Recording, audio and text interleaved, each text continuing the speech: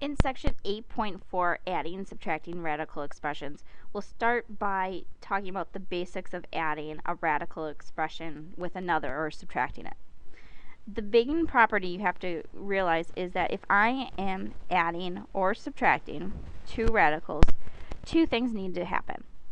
The indexes need to be the same, whether they're square roots or cube roots, so those have to match up. And the number and variable underneath, called the radicand, have to be the same.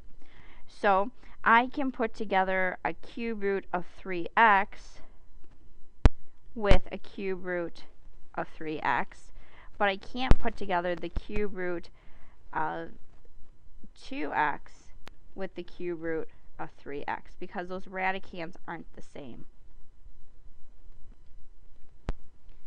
What we'll be doing in these examples and in your homework is just simplifying each of the radicals and then seeing if they are indeed like terms where we can put them together. So in this case, when I take a look at the square root of 12y, I see what can be simplified. Square root of 12 can be 4 and 3. The 4 becomes a 2, so 5 times 2 is 10. I can't do anything with the square root of 3, and square root of y can't be simplified, so that gets dropped down as well. So now I'm going to go to the second part. 75 can be 25 and 3. The 25 can be a 5. So now I'll do 6 times 5, which is 30, and I'll drop down the square root of 3. And again, that's square root of y I couldn't do anything with, so it stays. I'll look at my radical and my radicand, and you'll notice that they're the same. So now all I do is I add the coefficients. This will be 40 square root of 3y. Notice the index doesn't change. That stays the same. And my radicand stays the same. So we just add those coefficients in front.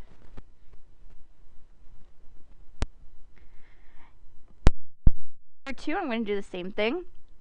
I'm going to simplify as much as I can. Now this is a cube root right here.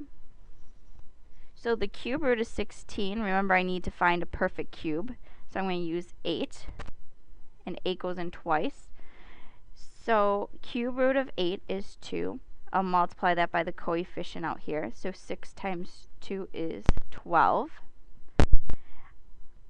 I'll look at the variable as well. How many times can 3 go into 7? That's twice. So z squared, and there is one z left over, so that z that's left over goes back underneath, and that 2 will get placed out there as well. Now I'm going to do the second term. I'm going to simplify the square root of 200, z to the 5th.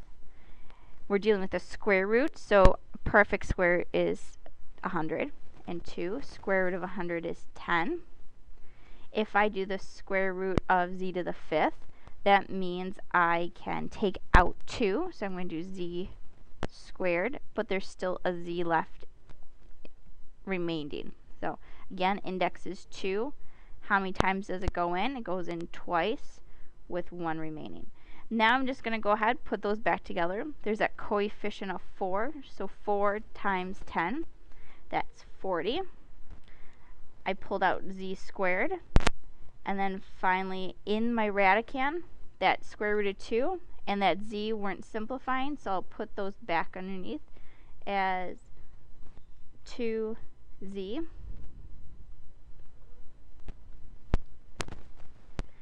And again, I'm going to compare those radicands.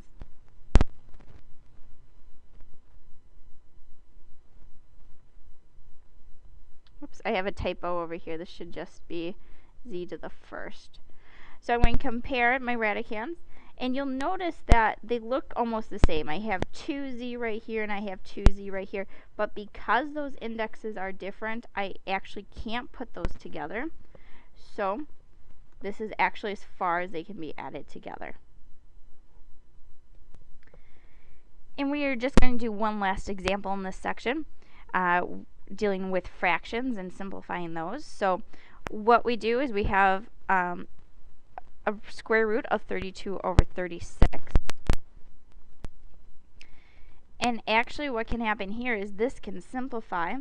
Square root of 32 over 6 can become 8 over 9 times 2 plus 2 times, and the division property actually makes it so I can put it over the entire thing. So it's actually the square root of 1/4.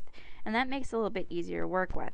So I'm going to have 2 times square root of 8 over square root of 9 plus 2 times square root of 1 over square root of 4.